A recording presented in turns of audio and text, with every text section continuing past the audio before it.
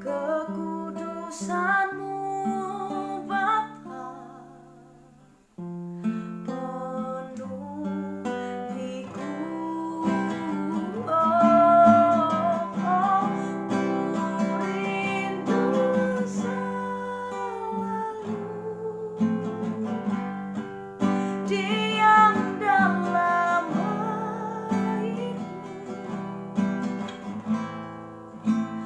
menikmati kasih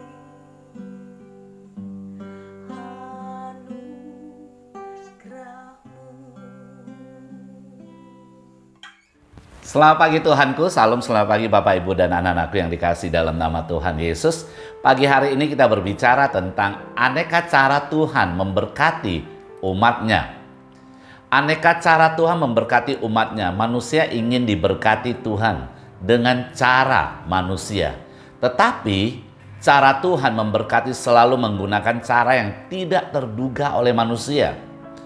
Tuhan memberkati umatnya selalu ada hubungannya dengan iman. Kita lihat di dalam firman Tuhan, 1 Raja-Raja 17 ayat yang ke-13. Tetapi Elia berkata kepadanya, "Janganlah takut, pulanglah, buatlah seperti yang kau katakan, tetapi buatlah lebih dahulu bagiku sepotong roti bundar kecil daripadanya. Dan bawalah kepadaku, kemudian barulah kau buat bagimu dan bagi anak-anakmu." Alkitab juga menuliskan kisah yang sama, seorang janda miskin di Sarfat, janda yang tidak lagi punya perlindungan dan hidup dalam keterbatasan. Dari sudut pandang umat Tuhan, ia bukan seorang pilihan yang dipakai Tuhan seperti tokoh Alkitab lainnya. Sebelum bertemu Nabi Elia, janda ini sedang dalam keadaan hampir putus asa dan menyerah. Tetapi perjumpaan itu menjadi titik pemulihan hidupnya. Tuhan memakai janda ini bukan dalam kondisi kehidupannya yang baik, tetapi justru dalam keadaan terburuk, namun ia tetap bersedia dipakai Tuhan. Terdapat 3 bentuk iman yang dilakukan janda Sarfat di tengah keterbatasannya itu. Lihat baik-baik. Yang pertama, mengasihi sesamanya. Di dalam kemelaratan, janda ini tidak segera mengalami mujizat Tuhan. Ia dalam penderitaan, ia harus mengalami ujian iman dengan menerima seorang asing di tengah kesusahannya.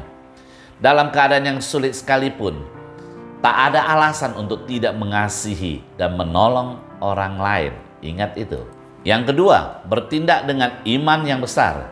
Selain Rama menyambut Elia, ia juga menurut perintah Elia untuk membuat roti baginya meski pada saat itu ia hanya punya sedikit tepung dan minyak, hanya cukup untuk membuat sepotong roti kecil saja.